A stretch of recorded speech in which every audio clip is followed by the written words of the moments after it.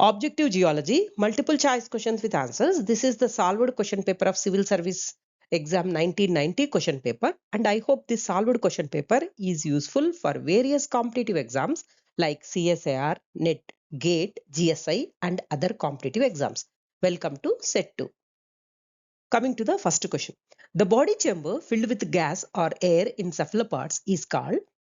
The options are A. Phragmocone, B. Gyrocone, C. Septa, D. Siphuncle. The correct option goes as A. In cephalopods with chambered shells, the chambers filled with gas are called phragmocone chambers. A. Phragmocone is the correct answer. Next question. The brachial skeleton forms a loop in one of the following brachiopods.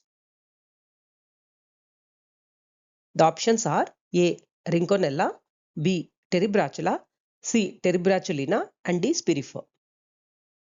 The correct option goes as B. Terebratula. In Terebratula, the brachial skeleton or brachidium, it takes the form of a delicate calcareous ribbon that loops around to provide the internal support for the lophophore. Next question. Which of the following gastropods show both dextral and sinistral coiling? The options are A. Physa, B. Murex, C. Fusina and D. Helix. The correct option goes as a D. Helix. Helix, which includes the common edible land snails, it features both dextral and sinistral.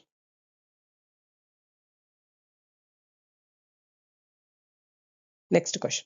The main part of the echinoid test containing plates is described as A. Peristome, B. Apical disc, C. Corona and D. None of the above. The correct option is C. Corona. The main part of the echinoid test containing plates is known as corona. Next question. The Cretaceous period is marked by A. Disappearance of certain vertebrates, B. Appearance of flowering plants, C. Disappearance of flowering plants and D. None of the above. The correct option goes as A. Disappearance of certain vertebrates. The Cretaceous period is famously marked by the Cretaceous Paleogene mass extinction, which occurred about 66 million years ago. And this event has resulted in the sudden and total disappearance of several major groups of terrestrial and marine vertebrates. Next question. When the last oral is so large that it covers all the other orals, the condition is said to be A. Convolute, B. Planispiral, C. Globular and D. Helicoidal. The correct option goes as A. Convolute. In gastropod and cephalopod morphology, the shell is called as a convolute when the last oral, that is the body oral, it is so large and expanded that it completely envelops and conceals all the earlier inner orals. Next question. Absence of brachial skeleton and presence of pedicle opening on the ventral wall is typical of A. Atrimata, B. Neotrimata, C. Protrimata and D. Teleotrimata. The correct option goes as A. B. Neotrimata. The absence of calcareous brachial skeleton and the presence of a pedicle opening on the ventral wall are indeed highly typical features of the order Neotrimata. Next question. Madreporic plate is A. A genital plate, B. Ocular plate, C. Ambulacral plate and D. Interambulacral plate. Madreporic plate is a genital plate. In many echinoderms like sea urchins, one of the genital plates is modified and it functions as the madreporic plate. Next question. Lepidodendron flora is A. Absent in the lower Gondwanas of India, B. Present in lower Gondwanas of India, C. Absent in Gondwanas of India as a whole and D. Recorded in the upper Gondwanas of India. Lepidodendron flora is absent in the Gondwanas of India as a whole. The arborescent lycopods, commonly known as lepidodendron, which dominated the northern hemisphere's carboniferous coal swamps, are virtually absent across the main Indian Gondwana basin. Next question. Feldspar is absent in A. Gondite, B. Cordurite, C. Condylite, D. Charnockite. The correct option goes as A. Gondite.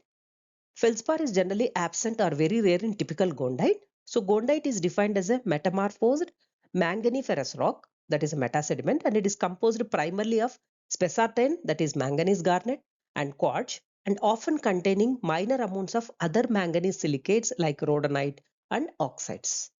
So feldspar is absent in gondite. A is the correct option. Next question. Spandite is seen in A. Condylite, B. Cordurite, C. Gondite, D. Charnockite. The correct option goes as B. Cordurite. Spandite, a manganese-rich garnet that is intermediate in composition between spessartine and andradite, is a characteristic and defining primary silicate metal of cordurite. Next question. The process responsible for rims of augite enclosing olivine crystals is A. Fractional crystallization, B. Gravity settling, C. Assimilation, D. Magmatic mixing. So the correct option goes as a D. Magmatic mixing. Magma mixing, that is along with the related processes like magma mingling or xenocrystal incorporation, is a well-established process responsible for forming rims of augite that enclose olivine crystals. Next question. Eclogites are distinguished from the amphibolites on the basis of A. Pyroxene, B. Amphibole, C. Garnet, D. Plagioclase. The correct option goes as A. Pyroxene. Eclogites are definitely distinguished from amphibolites by the presence of a specific sodium-rich clinopyroxene called omphacite. In contrast, amphibolites are dominated by amphibole minerals like hornblende and plagioclase feldspar and lack this diagnostic pyroxene. So, eclogites are distinguished from amphibolites on the basis of pyroxene. Next question. Perthite, quartz, sillimanite and pyroxene are present in A. Condylite, B. Charnockite, C. Eclogite and D. Amphibolite. The correct option goes as B. Charnockite. Perthite, quartz and pyroxene are commonly found together in charnockite.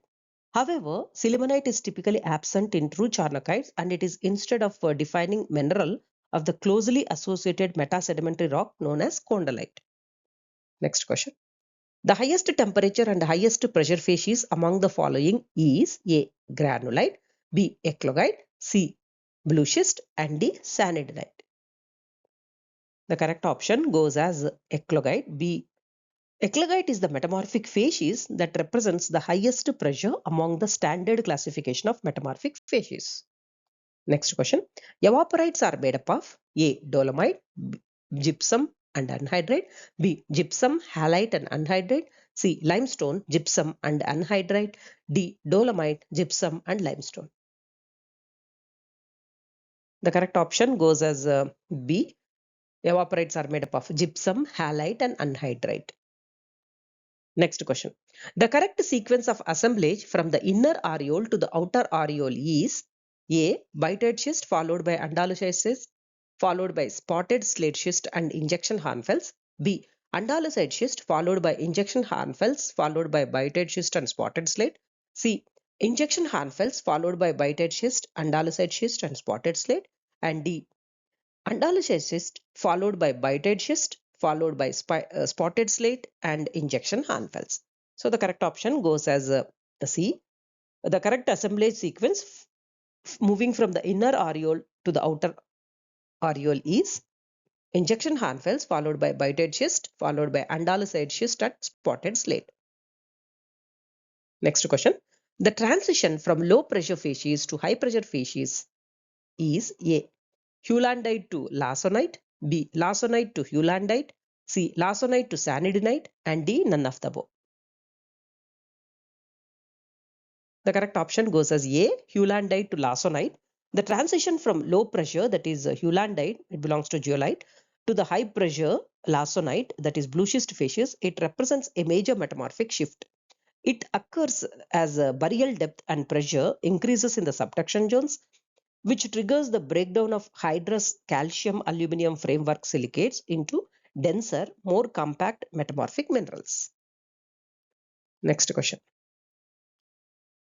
Bedded chert is formed due to A. Diagenetic replacement, B. Direct deposition of colloidal silica, C. Chemical precipitation of silica, and D. Organic precipitation of silica.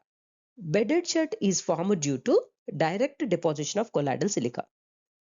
Bedded chert is formed due to the accumulation and episodic deposition of biogenic silica like the microscopic shells of radiolarians, diatoms and sponge spicules, which are in deep marine environments, coupled with the later diagenetic processes where dissolved silica migrates and cements into the rhythmic alternating layers of nearly pure chert shale.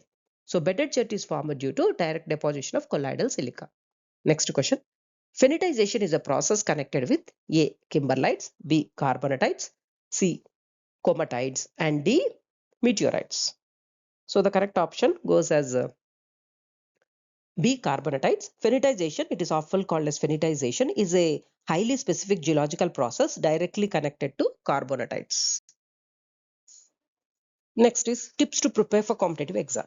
Basing on the request of a number of students or candidates, so I have prepared tips to prepare for the competitive exam. So number first is go through the entire syllabus. So for suppose if you are preparing for CSR exam or ONGC or UPSC exam, first the primary requisite is everybody do, that is very important. This is to go through the entire syllabus. In this, you should have a glance at each chapter or a paper or unit. So what constitutes that chapter? So that means what are the important things in that one? So you should have a complete glance, because remembering the words in that each and every chapter, it plays a very crucial role and it covers the entire syllabus. And you have to make the priorities. That means the priority chapters according to the marks. Suppose if you have specified chapters like if you do mineralogy, academic geology, petrology, they constitute more marks, and you have to make or read the priority chapters. Another important thing or the next step is you have to make a schedule, or how you have to plan the schedule. So for this, you should have either suppose if you have a long-term goal, that means if you are writing an exam within a year or more than that, and you have ample time, so the schedule, it may vary like that. So you should have a long-term goal. And if you are preparing for a exam within a 3 months, that is, you should have a short-term goal. That means if you are going to finish the syllabus within the 3 months or more than that, then you have to plan the schedule accordingly. Suppose if you are going to write an exam within a month, so these are the very short-term goals. Suppose if you are you have to prepare for the weekly plan or day-to-day plan. So because days constitutes of weeks, very important. Every day reading is very essential, and every day repeating the syllabus or the thing what you have covered is very important. So for this important thing which plays a very focused on reading is important, that is hourly reading. So what is this hourly reading? Because most of the people think that they have huge syllabus, they can't complete within that time. But if you have plan, it is possible. So hourly reading means you have to divide the each hour into 4 time chunks. This is I'm giving an example. You can make accordingly. Suppose if you are making an hour into 4 time chunks or 3 time chunks or 2 time chunks is as per your ease. So like that you have to divide each hour. So 4 15-minute chunks, it constitute an hour. Okay. And meanwhile, you can take a break like 5 or 2 minutes like that, and you can finish. Suppose within a 15 minutes time, you can reach like 4 chapters or 4 units or anything, whichever easy. So like that, you have to divide each hour into 4 time chunks. And another important thing is the revise the syllabus. The syllabus revision is very important.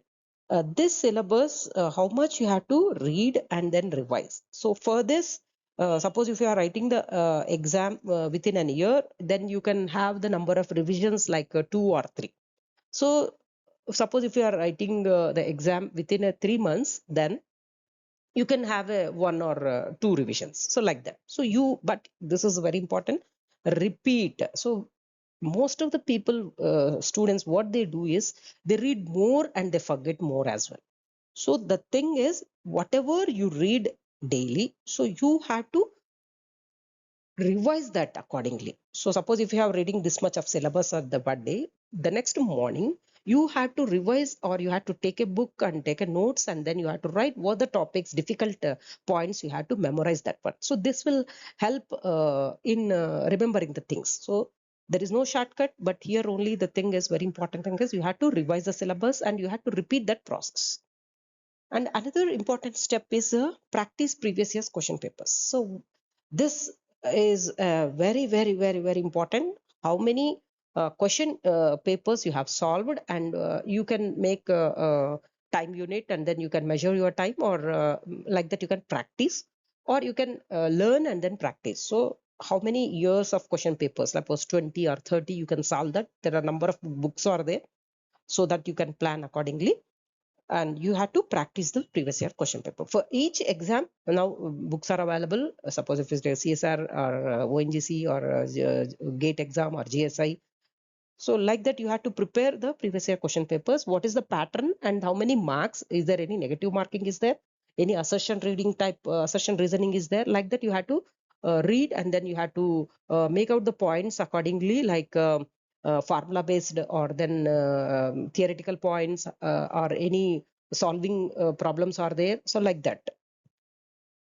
And another important step, the next step is measure your goals. So why this plays an important role? Because as the syllabus is huge, people will desperate very easily. That means I have covered this much is left over, this much is have not studied, I'm feeling nervous, like that the feelings may come. But the thing is, if you measure your goals, means how much you have covered exactly, and what are the things which are not covered, so that you can write it on a paper or notebook, so that you can plan for the things which are not covered, or if they are not that much important, you can omit, like that.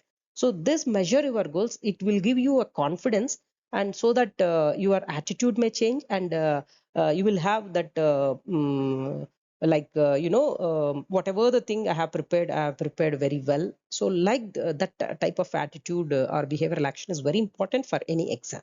So you should have faith, and then these are the different 4 or 5 steps which are very essential to prepare for any competitive exam. In the next video, I'll make some more tips, so that you can secure more marks, and this may be helpful to you. So thank you for your time. If you have followed the content of the questions, see you in the next video. Hope you can subscribe to Explore Geosciences. Thank you for your time. See you in the next video.